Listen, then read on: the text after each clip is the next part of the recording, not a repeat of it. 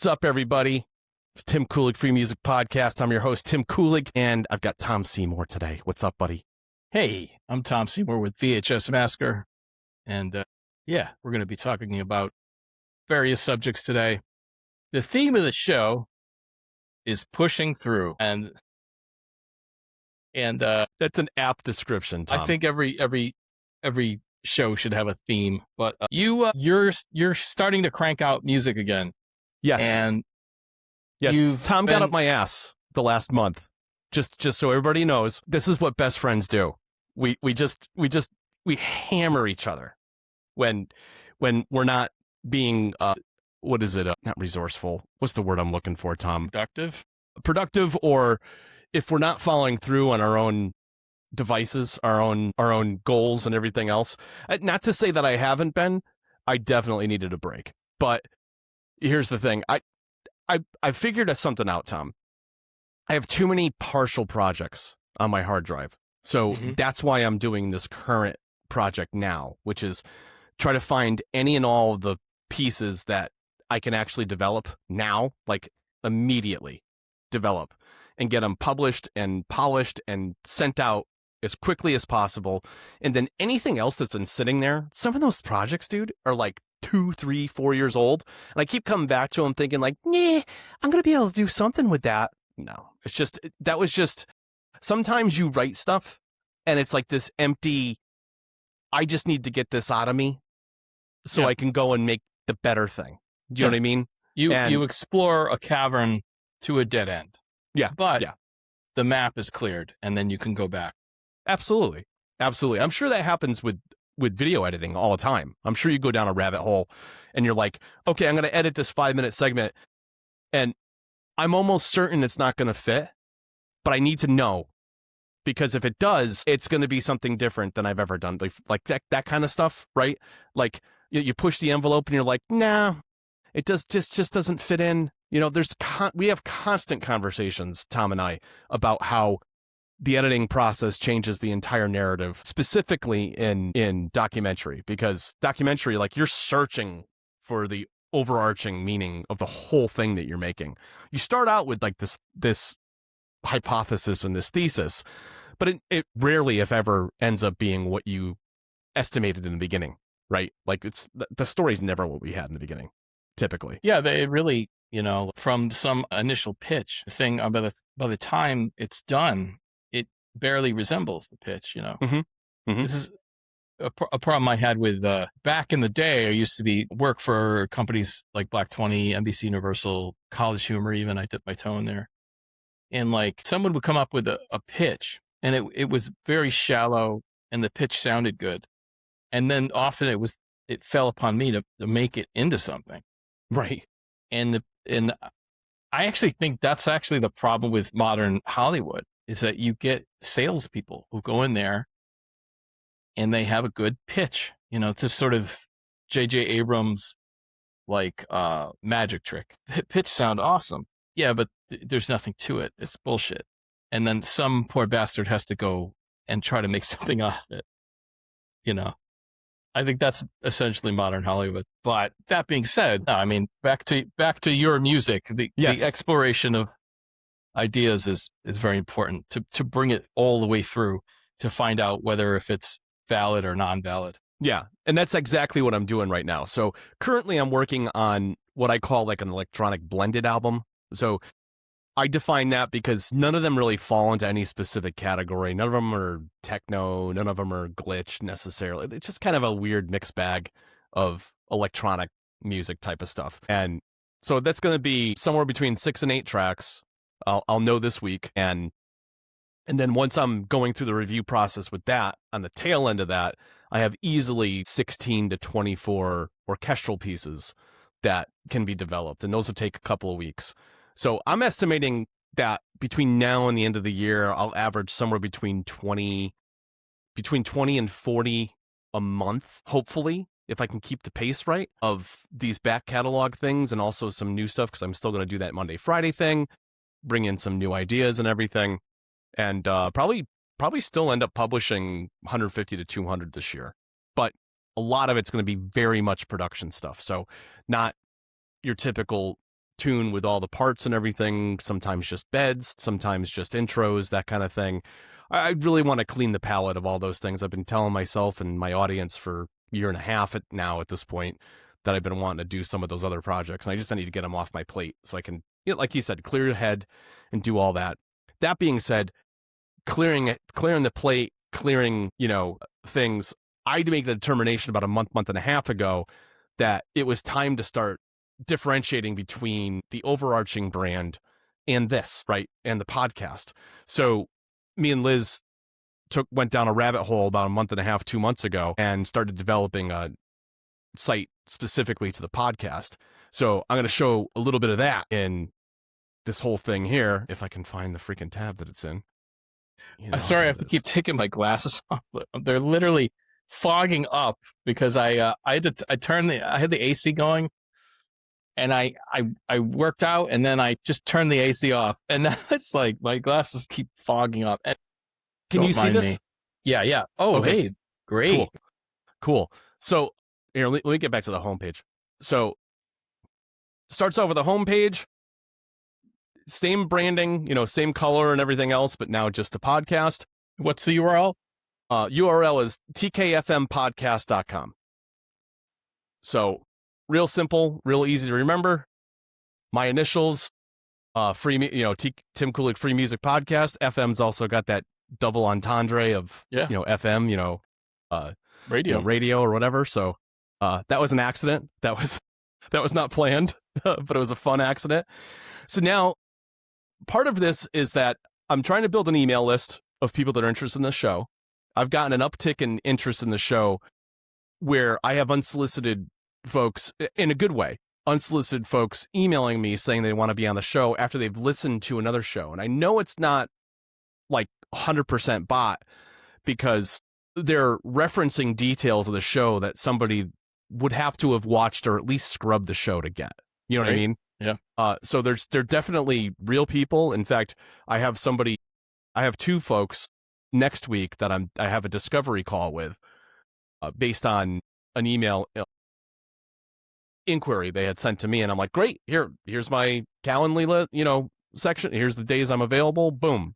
So that's part of this now. Like, so there's a listen now that brings you to the episodes tab. Be a guest. That's actually a form. I can actually click on it to show you. I love that, by the way. When I went on the website, the Be a Guest tab, I was like, dude, that's such a wonderful thing. Because it's not only, it's a formal way, like the internet needs more of this shit. More transparency and more like, fill out a form and we'll try to, your time is finite, but you'll try to have them on, Yeah. And more of that versus this, like, I'm going to DM someone and like there's a 1 in 100 chance they're ever going to get back to you. Like, enough of that stuff. I think. Yeah. That very informal communication, right? I mean, even email to some degree, like that you can get lost in the threads, right? Going back and forth. Well, AI has really messed up people's email. There was this prominent Scottish filmmaker who I got an email from. My instinct was this was not right, but I was like, it had all his contact information. So I was very polite, and I'm like, oh, this is like an agent. This is like an AI agent for this filmmaker. Right. But it did a huge disservice to him because I think far less of this filmmaker now. Yeah, we're going to talk about that a little bit too, I think, because we're going to start seeing an overarching issue with that in the coming years as more and more people adopt these new technologies. If it's the prominent forefront, I think they're going to get lost in the shuffle because everybody's going to sound the same. So if you don't have that personal, this like personal hands-on value add it's going to outlive all of that. I don't care what anybody said. Like for the interim, corporations and stuff are going to try to downsize and do everything they can to capitalize on this stuff. But you're going to see pushback. It's like sending a call center to a country that has a difficult time with the English language. It just discourages your user base and your customer base, and they end up going elsewhere. And I'm not being in any way, shape, or form xenophobic or anything like that whatsoever. It's just the reality. If you can't communicate properly, it becomes a problem, right? Well, I mean, that to support that argument, the automated like I don't know how you say it. When you call up, you get the machine, you get the robot voice. Sure. Yeah. If that tree is too large, press 1 for blah, press 2 for. That's infuriating. Well, I just spam the 0 button, or I'm like operator op. I just say operator until the program defaults. Yeah. It pushes me out. But all the more reason I'm doing this, where I have a Calendly account and I have days where you can sign up and do like a 15-minute discovery. It's not limited to that. If we end up talking for a half an hour or something, that's fine too. But ultimately, it's about, hey, is this a good fit for both of us? And should we talk or should we do whatever? Because it's not just as a guest.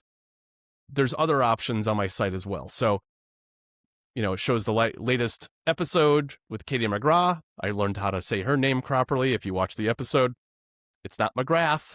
It's McGrath. It's the right way to pronounce her last name. There's a quick bounce out to my website. So there's that cross posting. There's a blog post and all these stuff. I see there's still some stuff that has to get fed. This is live, but it's we're still working out some of the kinks. So if you see anything on here that's not like a link that doesn't work or something like that, just email Tim at timcooley.com and we'll get it fixed up, and we'll be very much appreciative of it. But so that's the main page. There's a little background about on here, loads up here, a little background on me, little picture, my IMDb profile, got to change the font size on some of this stuff, but there's the various episodes here. You could just book calls with me and stuff too. There's a connection page that you can literally just reach out and messenger me, interact on Instagram. And then I have a Discord server dedicated specifically to the music and the podcast. So that's a whole community I'm going to develop over the next year that will have a lot of the stuff that's on socials and everything, but a little more intimate setting where you can talk in message threads and stuff like that. And then ultimately, this is a repository for all the episodes too. This is punches to all the episodes on YouTube and literally just plays in browser. So you don't have to navigate to it. You just come to the website and look at it. And Liz is doing an awesome job with these thumbnails. Oh, yeah, I love them. Great job.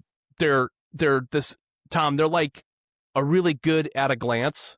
And I'm going to start replacing the ones that I have on YouTube with these as an example, because this will be the pause. So if you're on a browser, on a phone, it's a little harder to read.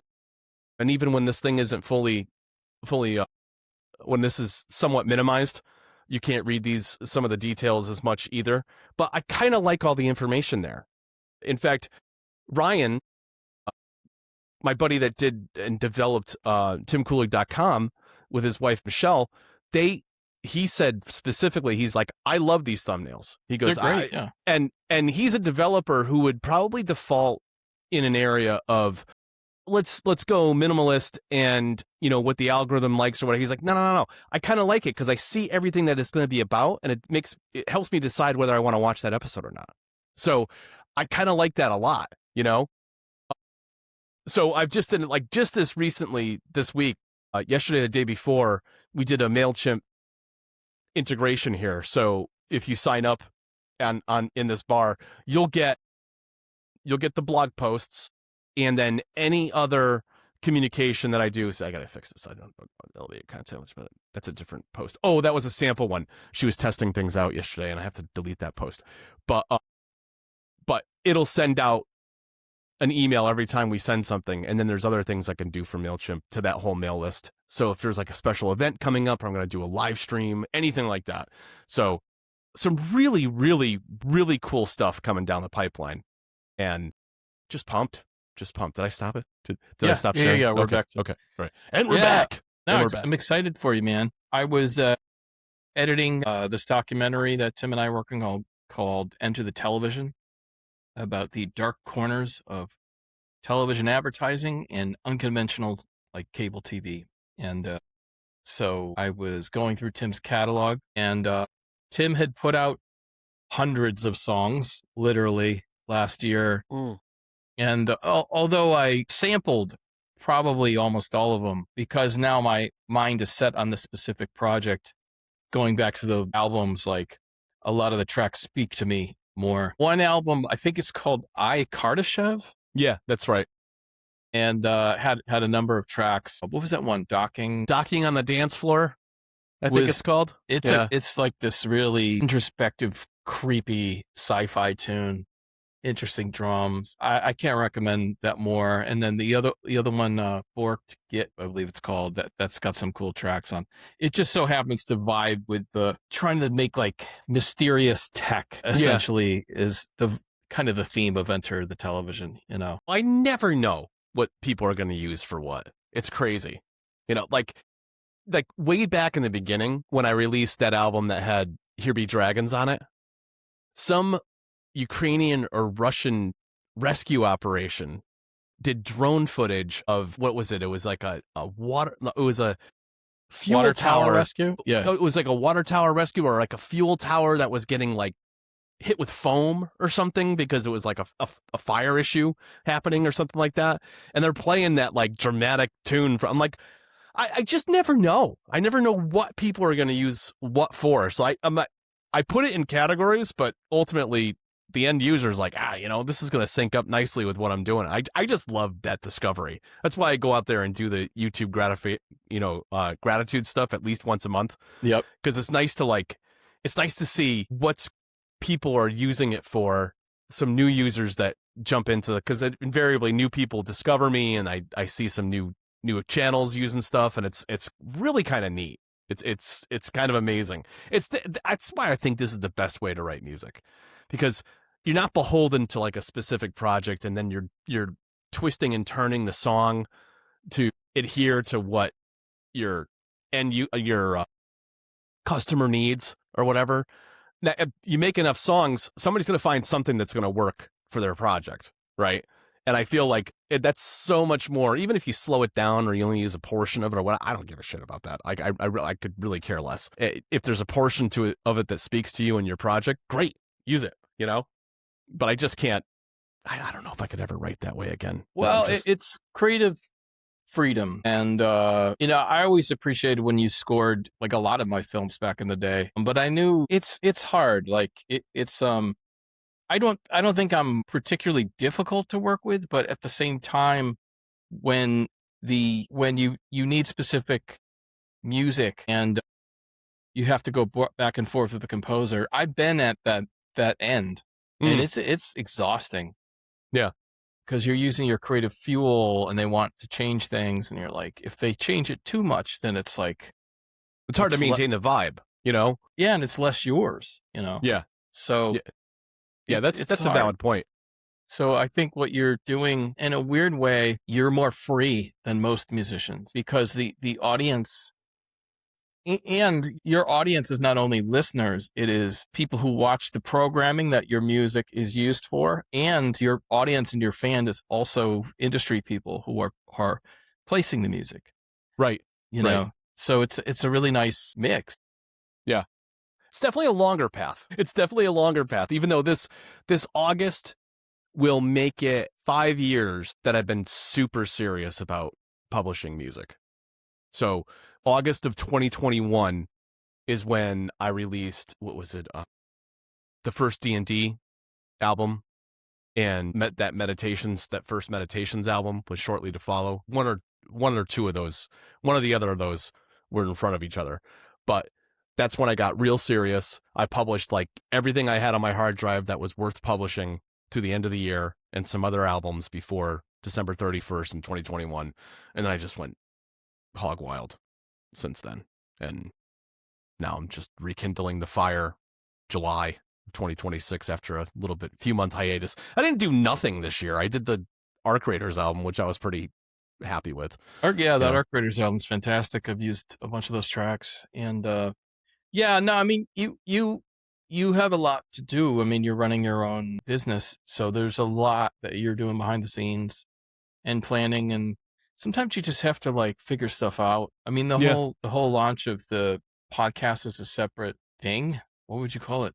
It's just a separate. It's like a spin-off of the brand, like Yeah, its yeah, yeah.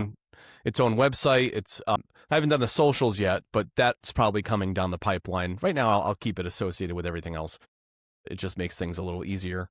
But having its own website, I think, is going to be, especially with the signups and everything, and that really simple, modern, crisp look, and the professionalism of being able to do a discovery call and everything else. I think it's just going to add to the value the brand has to bring to the table, and just the collaborations in general. I mean, that's ultimately where all this stuff is going to grow, is through collaborations, So, Yeah.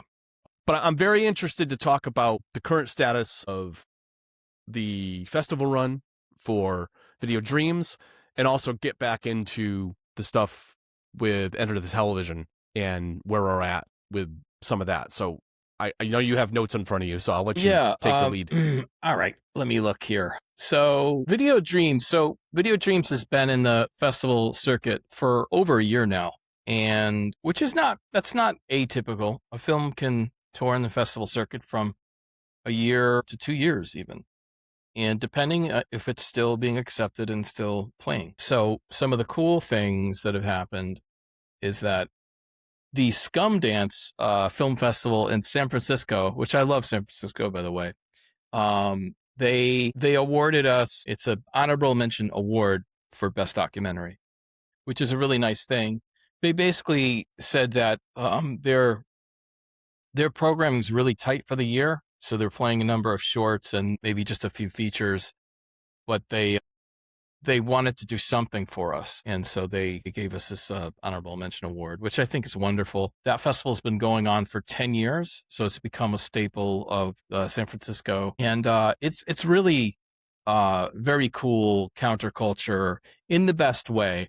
Like, if you go to the website Scum Dance, it's like, like green slimy writing with like a pink background, and it's very like, it's like they like trashy B movies and like weird experimental art stuff, and but they're also like, don't be a jerk. Like, we don't want like horrible. Don't send us something awful. Like, it's we don't play snuff videos or something like that. So like, no adult films. Okay, there's a line. Yeah. So they seem like a very cool team. So that was really cool. And so growing up, like, Tim and I grew up with this independent film boom. And so like Sundance and Slam Dance was this huge thing that like the filmmakers of the time really aspired to try to get into, even though it was very difficult. It's almost like getting into Harvard or something. It's extremely rare to get into those, especially now. It's borderline impossible. Yeah.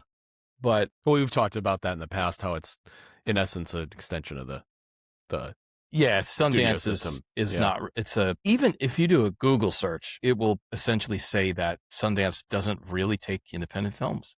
Yeah. Which sounds like that can't be true. But no, it's just a showcase for studio films, or films that are like have signed on. I mean, maybe they were independently made, but they were bought and then placed. Right. So, but these dance film festivals, there was dozens of them that sprang up. Dances with Films was another very big one, and then like there was like No Dance and Slum Dance, I think, was for a while. Van Dance was this guy who had a van and would just pull up in Park City and project films onto his van. Like it was like a whole thing. What's the dance come from? From Sundance, which from Robert Redford, Butch Cassidy and the Sundance Kid. So Robert Redford started Slam Dance. Sundance became such American symbol of independent film that everyone, like literally dozens of people, spun off of this concept dance. In the United Kingdom, Rain Dance is the top film festival, and Rain Dance, obviously, because presumably it rains a lot in England. I'm assuming, Otherwise, it doesn't make a lot of sense. So yeah, it became almost like a word synonymous with independent film, even though most of those film festivals are not accessible to any The irony is grassroots that ever. Yeah, I know. It's even Redford said it was a problem, a few, years ago before he passed. and Obviously that before he was passed, not after when he passed. Anyway, but that was his whole idea behind it, right? Was to celebrate independent film. yeah, he really Yeah. was. He really helped to build a whole edifice for independent filmmaking, and there was a number of independent film distributors that popped up. A lot of it had to do with there was some legislation. Lloyd Kaufman talks about this actually in Enter the Television, about how some of the studios had to break up. I think this is in the 50s and the 60s. The movie studios couldn't also own the theaters, and there was a lot of breaking up of conglomerates, which allowed all these independent studios to come up, like AIP and Troma and stuff like that, and more in the 70s and 80s. And then, but then you had a lot of indie labels like Shooting Gallery, obviously Miramax, Troubled Past. Anyway, a lot of these independent film companies popped up and started distributing film. So there was a real thing. Now that's been weakened in the past 30 years. It's really been weakened, and there are indie distributors still holding on. Of course, I always like Full Moon or Troma. Even Ron Bonk, SRS, seems to have carved out a real legacy for himself. Anyway, yeah, our talk several weeks ago, it's just amazing that he always seems to have been, a couple steps in front of what the industry's doing and capitalizing on that. And even these Indiegogo campaigns for some of these films that we get involved with, like, it's brilliant how it works. The concept to initial funding to, the extended funding rounds that they have, like round 2, 3, and everything else based on the last one, I think it was funded within 24 hours. Like, yeah, great. There's a lot of interest in it. We'll add to the budget and make an even better film, so yeah, it's that's just a lot of fun. 2 we're involved in is Emotional Support Shark. Yep. And then the one that we're all excited about is Shark Rooms, of course. Yeah. Which is, the back rooms are filled with sharks, which I love it. I'm like, go for it, man. Yeah. I want to see that movie. It's no more ridiculous than Sharknado. I mean, no. You know what I mean? And just easily just as plausible. Yeah. So, but anyway, circling back to dance films, it was nice to get with this film, Video Dreams, which is a documentary about the last 30 years of independent filmmaking. And it is more autobiographical, Tim included also, but it actually functions as 30 years of kind of American independent film history. Yeah, definitely so does. I think that's why festivals have been responding to it, because it's a personal story, but functions as historical.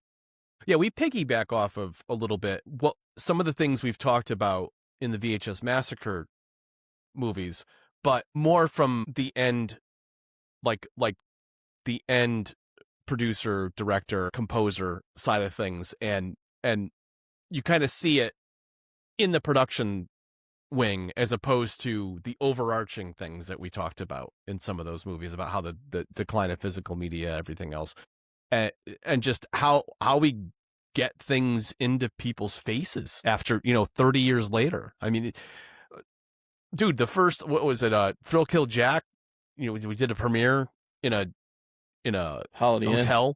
Holiday Inn, which was well attended, by the way. Yeah, fine, and it freaking, what was it, the Bristol Press or the Herald came and did a front page interview about it. It was freaking front page. Like, that was amazing. Yeah. Like, you're 19. You're 19 years old, dude. Yeah, well, one thing is, like, the power of delusion, right? So I didn't know. I was just calling up newspapers. Hey, got this movie, blah, blah, blah, blah, blah. Like, I didn't know, like, if that was a ridiculous thing to do or not. I was like, there was this thing that happened there was all these no-name filmmakers who, come to find out, there was a lot of bullshit happening behind the scenes where people were brought into fame, and it wasn't as simple or as clean as this one guy just pulled up his bootstraps and made it happen. But that is the story they fed to everyone. And so I was like, well, if Robert Rodriguez or Matt Damon can do it, of course I can do it, you know? Yeah. So like we didn't know any better. We get rejected from film festivals. We just book a holiday in to projector. We chip in, you know, it's like 3 or 4 of us. It wasn't that much, you know, we all had shitty jobs at various food, like restaurants or video stores, and called up the newspaper. And so, yeah, like we made, we still didn't get a distribution deal that with the next 2 films, like that took later. So anyway, that's what Video Dreams is about. And so we're still in the film festival circuit, and we got 12 left. About 12, about a dozen. About 12 left. The 2 biggest ones that I think we have left are it would be Chicago Underground, Smodcastle, which is Kevin Smith's theater, and then the Trauma Dance would be cool. There's this other one called Cockleorious, but that's another big one. You know, who knows? But another thing that I did was that I made a TV special, which is like a 58-minute version of Video Dreams, and we submitted to QPTV, which is public access television. And so that played once already, and it only plays in Queens. It's geo-locked, if you will, to the Queens area. It's playing Friday the 17th at 7:30 p.m., and that will be the last screening. And that was like a fun experiment, which leads me to my next thing. Independent filmmakers out there, or if you're thinking of doing it, or if you've been doing it, one of the things is to really scour the web and look out for opportunities. So one of the things that's happened was we did this series called Late Night with Luann. Tim, I think, is a producer on it, but all the score was his. It was one of his last original scored pieces, right? Yeah.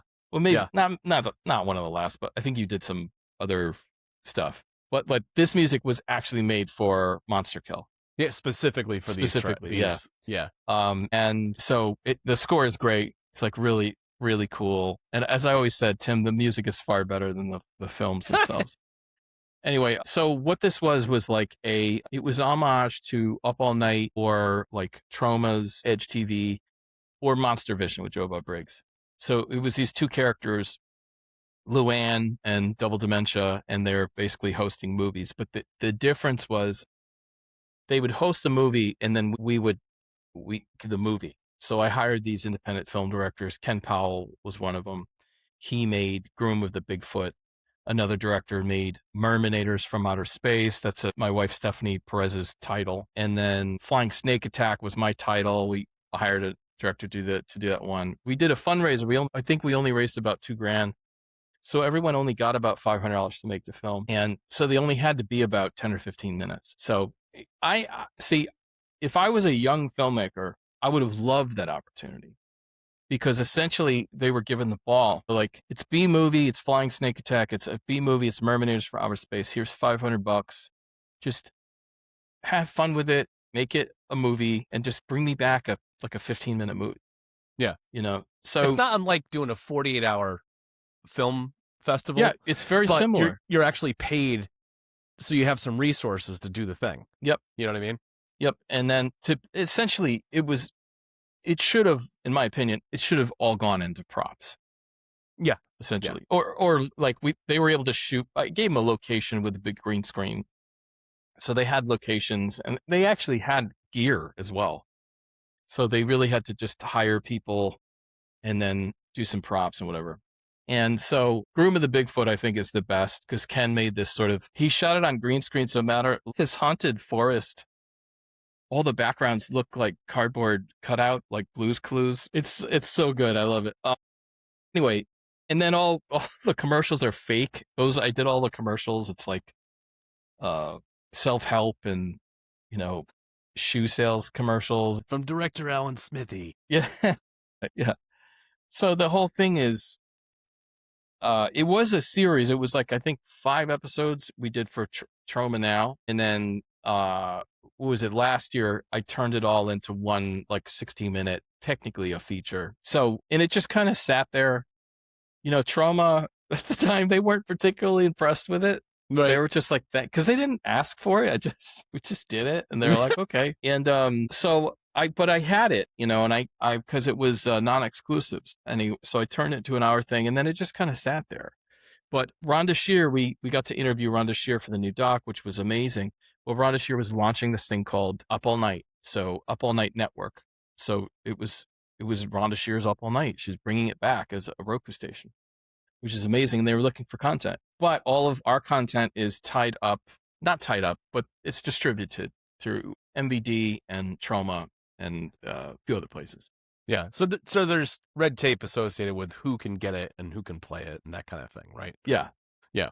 Yeah. So, but I had what I rebranded Late Night with Luann movie marathon, and I submitted that, and then they took it. They're like, "Oh, this is right up our alley," because it definitely is, because it was kind of made in that vein. And then Horror Hound TV right after that did the same thing. They launched their own channel. I think it's very similar Roku channel, and they sent out an email. We had played VHS Massacre 2 with Horror Hound, and they said, "Well, you were interested in VHS Massacre 2," but I was like, "Well, Trauma owns those, you know. I mean, they don't own those. They distribute it." Sorry, give me 1 second. Yeah. So Trauma did a great job putting out VHS Massacre 1 and 2, but I wasn't going to ask Trauma if, can I please play VHS Massacre for free on Horror Hound? Like, that's not going to. It probably wouldn't fly. Yeah. So I wouldn't.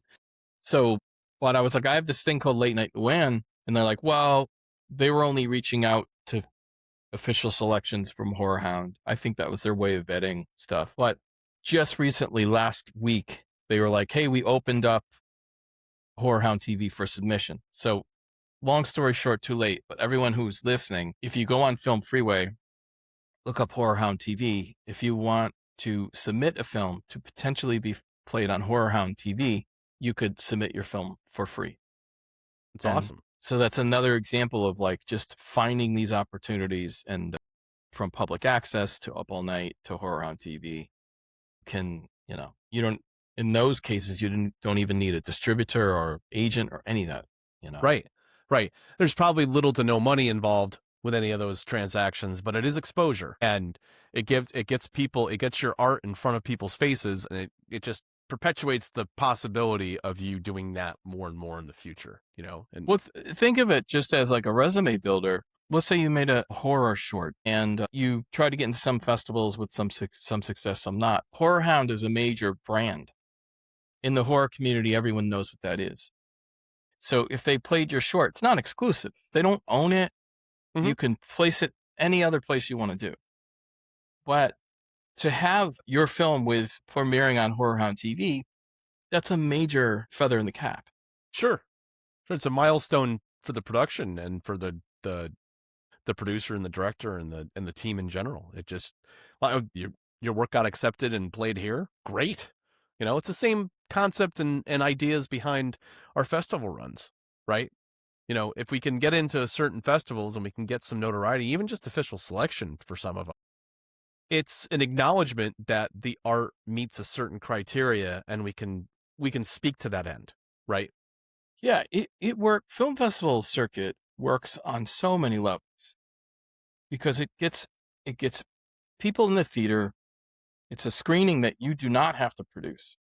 Mm-hmm. You don't have to market. You don't have to produce. You submit. You either get in, you don't. People come. They watch your movie. Then you could win something. Or just like you said, getting in, it can be some prestige, So yeah, I mean, that's basically what I have. I could talk about a little bit about Enter the Television, unless you wanted to jump in there and talk about something different. No. Let's talk about Enter the Television a little bit, because we are kind of at a milestone crossroads with it in regards to the rough cut. Do we get into any details with that? We get into any of the weeds? Yeah, I don't mind. That's not an issue. Okay. No, I don't want to speak fine. To something you don't want to talk about, but no, I mean it's so it has Rhonda Shear in it, Lloyd Kaufman, W. Rashawn, and then it's got like Bill D. Russell from Puppet Master and Greg from Fanzine, of course John Brennan from Up All Night and Last Drive-In, and it really looks at television commercials. This is something interesting. It's kind of a comparison of mainstream, let's call it corporate television commercials and programming versus independent commercials and programming. And what are the differences? And one of the main differences that I discovered is that So this guy, Edward Bernays, who was Sigmund Freud's nephew, he was like, I think they call him like the father of American advertising or something like that, television advertising or something. The beginning of TV advertising is basically Edward Bernays worked after World War I. He took war propaganda marketing and he helped convert it into American advertising. It wasn't initially, obviously TV was more 40s, 50s, but it was marketing. The the Abe, what's it called? Uncle Sam. Mm-hmm. He's like, I want you. Yeah. It was him and this other guy basically were the sort of godfathers of American advertising. But the thing that is upsetting is war propaganda was directly converted to American advertising. So it's like foundational. So it's not like, because you may be watching a contemporary commercial going, sometimes these commercials, they almost feel like propaganda. It's like, there's a reason for that.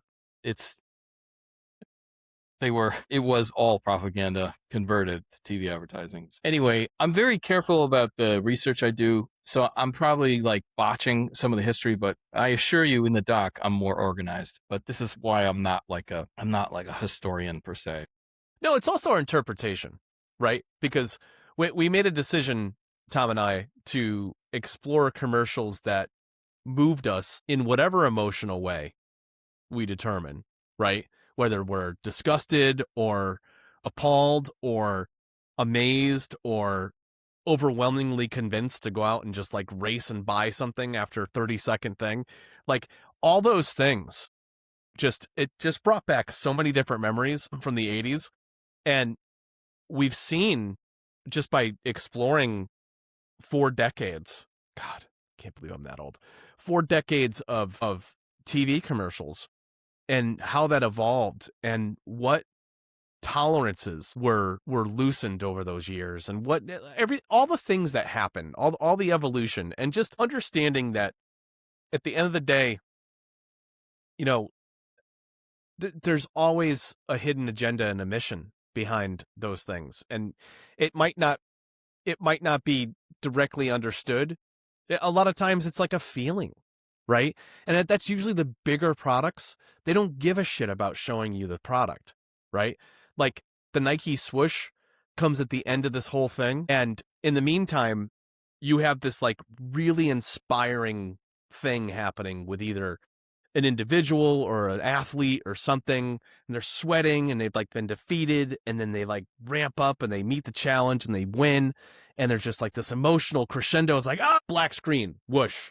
That's all you see, and that's all you need to see because you know exactly what that means, right? And again, and it's just real direct. It's blatant, but at the same time, there's an awful lot going on in that 30 seconds. And there's a high level of manipulation and focus, a lot of psychology, focus groups and psychology. And, it is propaganda.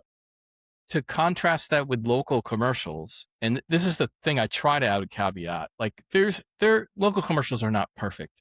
They have their own sales tactics. But the major difference, and seems very obvious, but I think I needed to state it directly. Local commercials are directly tied to their communities. They're often using employees or store owners in their commercials. And mostly they're saying, this is where our store is. These are our deals. Please come on down. Now, given like we showed one ad from Crazy Bruce's White House Liquors, it's like, he's selling booze. Carvel Ice Cream was independent up until 2000. It was independent business. I think it's national now, but it was just Cookie like, Puss. come on down for Cookie Puss.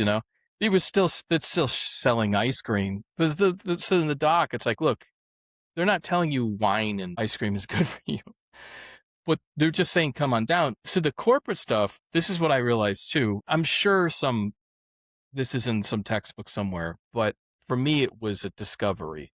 Was that the corporate advertising are far disconnected from the communities. And because of the distance from the communities, that's why they have to rely on propaganda. So they rely on psychological tricks. They rely on, buying into your emotions or guilt or whatever, fear, all these things. They have to employ all this bag of tricks because they're so separate from the communities. So it's like that's the new case I'm trying to make. Because what I realized in the rough cut, we screened it to some people, and they're like, "This is fascinating," but it's like the the the full circle wasn't drawn. You know what I mean? Yeah, there's a massive disparity between big corporate commercials versus local guys. I mean, dude, Troy at the Bunny Barn is trying to sell your daughter a bunny. You know what I mean? And like, you gotta, like, he's local. He's got maybe a 50-mile radius where people are going to come and buy bunnies, right? This is not a real business, by the way. I'm just saying something off the top of my head. I thought it But might have like, been. I was like, what's this? No, okay, go on. Troy at Bunny Barn. No, but like, that guy has to be super surgical about his advertising because he has a finite amount of customers. I mean, I guess you could ship bunnies, right? Yeah, yeah. People ship chicks. You know, they ship chickadees. Yeah. You know, like baby chicks. Yeah. Yeah, like that. They literally send them via mail. I don't know how they survive, but somehow they survive. Wow. And you're starting a chicken farm or something like that. You can like order 2 dozen and they just show up via UPS or something. It's crazy. But no, like more of those small businesses, like you said, it's really about, it's more about the value add of that community local person giving you that one-on-one customer service versus a big corporate company that's selling you a feeling, right? And that's the difference. The difference is feeling versus satisfying an immediate need, per se. Because the bigger stuff is not an immediate need. Like, I don't need to feel that way necessarily every day, but after 30 seconds of watching an inspiring thing for Nike, I feel like I should go out and buy some kicks, you know? Yeah, yeah. Whereas like like the thing about Carvel, it was like they used to do a lot with like Fudgy the Whale, which I think had an association with the Whalers. I'm pretty sure it did. Yeah. Back in the day. But yeah. So who knows? So that was basically, you know, when we're talking about it, it probably seems very obvious, but like when it's like a feature length doc. To realize you needed to close the circle between contrasting the corporate and local commercials so that when you start to contrast the local public television or independent television versus corporate, that made sense as a doc, you know? So it's closing all these loops. And so I think it's getting better, but It most definitely is. The message is being clarified. That's this whole process. This is, I'd have to say, 80-90% of the work is this stage.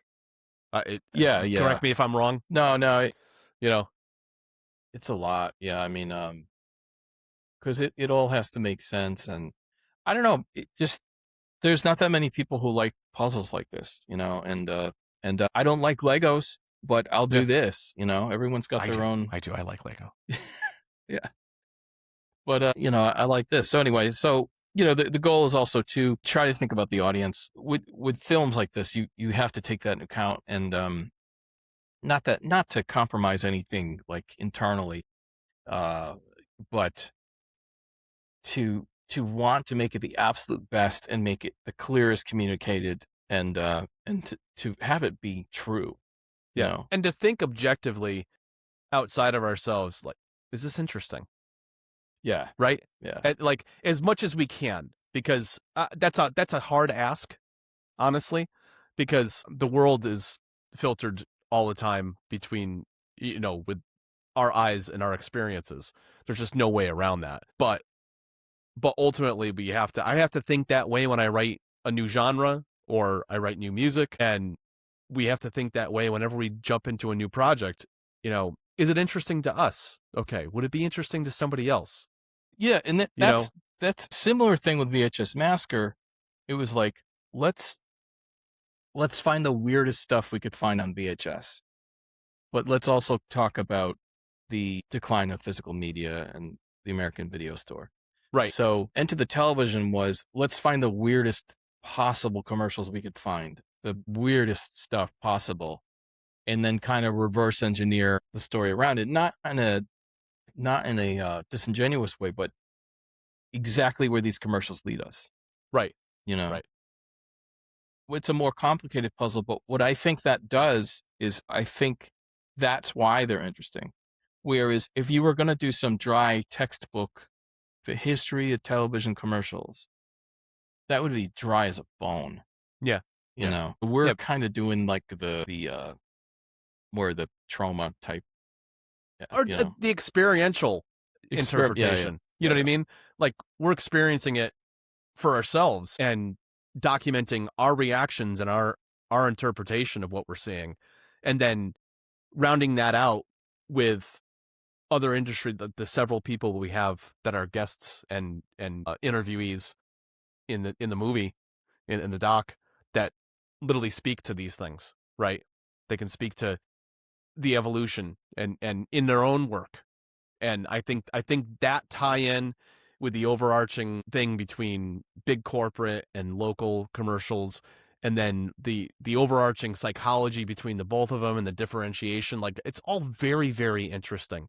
And I think it's interesting from this standpoint that the average American is going to watch, the average person in general, globally, is going to watch programming, and invariably there's going to be times when that programming has commercials intermittent throughout it, or there's going to be product placement within that stuff, which is a whole nother part, aspect of the whole commercialization and of content and everything else.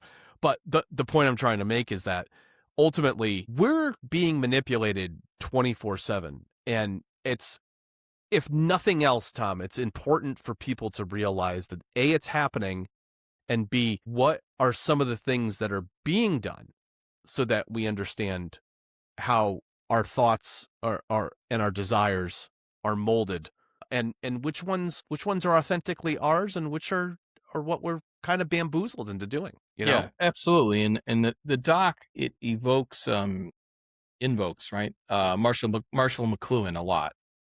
And there's a number of reasons. I mean, the guy was a super genius, but he has this concept of the rear view mirror. Nostalgia is a taste of things to come, and it's a way of predicting what's happening now. So a lot of the stuff, that we're showing in the doc, there's a coffee commercial. It's like Debbie Rashawn told me about it. It's like only basically the message is only good wives serve their husband. Folgers Instant or Folgers something, Instant. right? Yeah, and it was like, it's so directly trying to sculpt society. It's not just about coffee, and it's not just about selling a product. Yeah. And it speaks to the time. The sure, misogyny of the male misogyny bit, like that's yeah, for sure. But the point is, what happened then is happening now. The doc goes through this multiple times, saying, yeah, you see this now. You see what happens then. You see this now. You see the smoking ads with beautiful people lounging in hammocks by the sea. These are the same images of pharmaceutical commercials. So, and we see the manipulation of the, only this people drink Folders. We see this like on social media of, only cool people drive around in these Bugattis. You know what I mean? It's a mirror. It's all a mirror of what's happening now. Yeah. Aspirational advertising, right? Like, it's evolved to, it's no longer just functional like, this is a good product, it'll make you healthy, blah blah blah, here you go. No, this is aspirational product. Yes, it's more expensive, but you want it because people will respect you more because you have a Lexus versus a freaking, fuck you, work harder. And that's what it is. That's all that happened. Yeah, without giving away too much, there was a shift in American culture where it turned from time to make the donuts. I got to get up early and make these donuts because people are going to really want, these donuts, given that the thing is that guy didn't make donuts. He was a fucking actor. Right. So it's still a form of manipulation. I still believe to this day he made the donuts. Fuck that shit. That guy made all the donuts. Yeah. But he was well casted. It literally flipped after the Great Recession to fuck you, work harder. And that, and it among the corporate, that almost was. You like the Kardashians? Yeah. Well, you're only going to buy their shit. You know what I mean? Like literally. And then all of a sudden, everybody wants, God, I don't want to go down that rabbit hole right now. Yeah. But so, and then, so the other theme is this is an untethering from society. It's not reality. And it's just gone further and further this way. Corporations, the consolidation, they're delusional at this point with this type of marketing. And then the public is just treading water, So it's funny. We haven't touched on this yet, and I'm going to say this out loud, even though it's on the podcast. But how much did reality TV affect this whole transition? Because reality TV, in and of itself, is not 99% of it is not that. It's scripted. It's engineered reality and circumstances either made to their worst or their best possible thing with contrived conflict shoved in between all of it. But a lot of reality TV is incredibly aspirational, right? It's not base needs. It's not everyman. It's not working class. It is high end, right? Yeah. It's bourgeois, right? It's bougie. And I mean, it was almost like a taste of what was to come with social media, Yeah. So I never enjoyed that stuff, but so anyway, the docs, I think it's going to be interesting. Even in this podcast, I think we brought up some little extra stuff that I think is of value, Sure. So we'll see. I imagine in my head, I have a couple weeks more work until I can place all the new narration and pieces and possibly reconnect. I have a lot of Adobe stock footage I have to pay for and insert. I'm at least a few weeks away, but then I think we got to do another round of viewings. And then with luck, I think we'll be prepped for festivals early 2027. Mm-hmm. There are a number of sounds reasonable. Yeah, I think so. I felt, I feel bad. There's a few of them.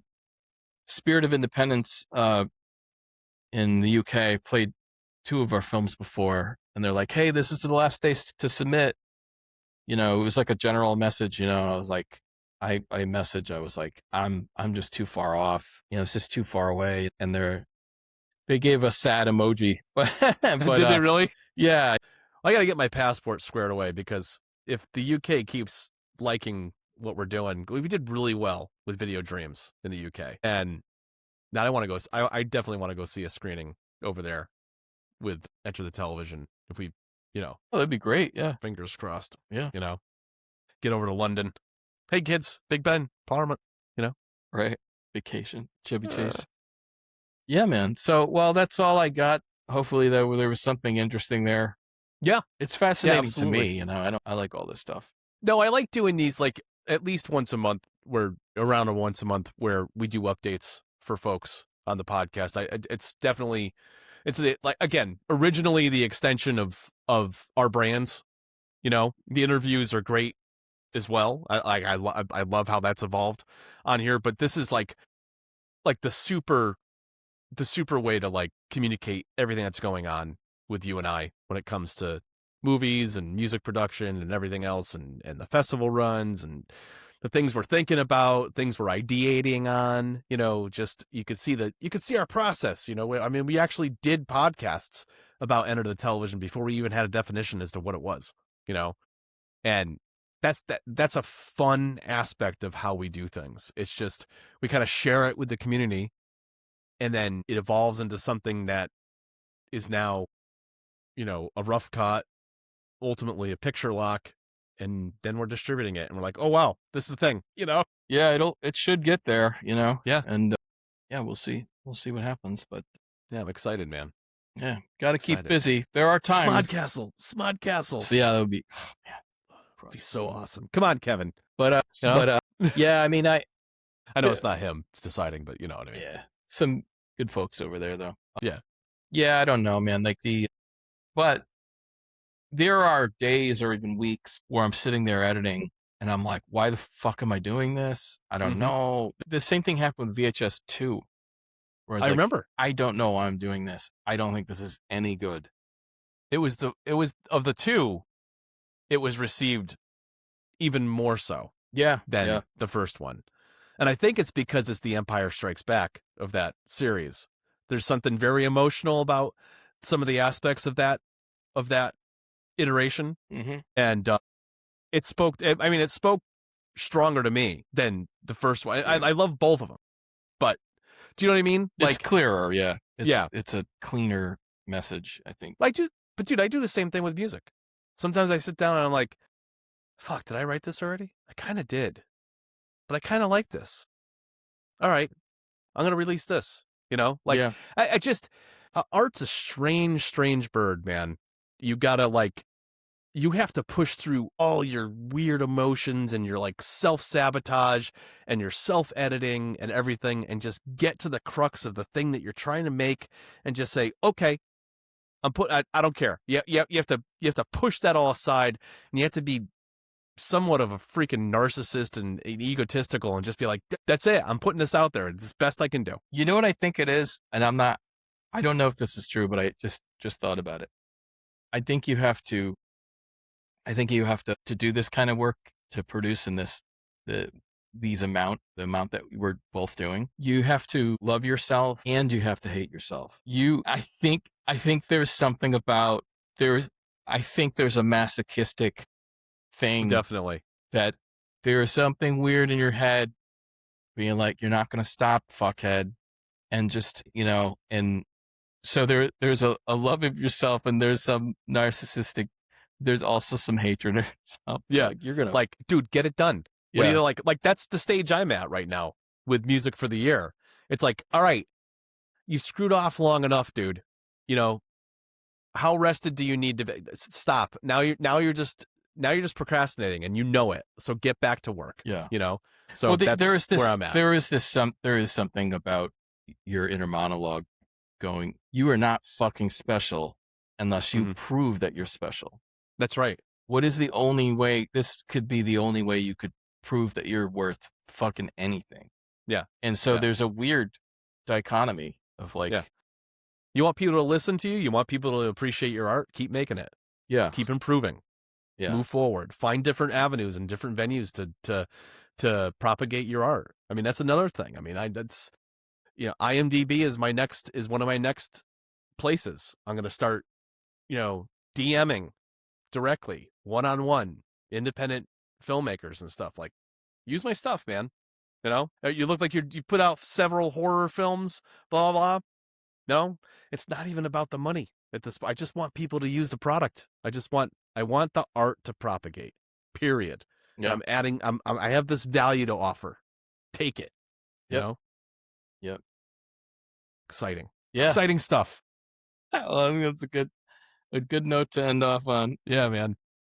All right. Cool. Well, we'll be in touch, everybody, real soon with the remainder of the festival run. And I'm anticipating once that's finalized, which is sometime this fall, I think November is the last one we're going to find out about.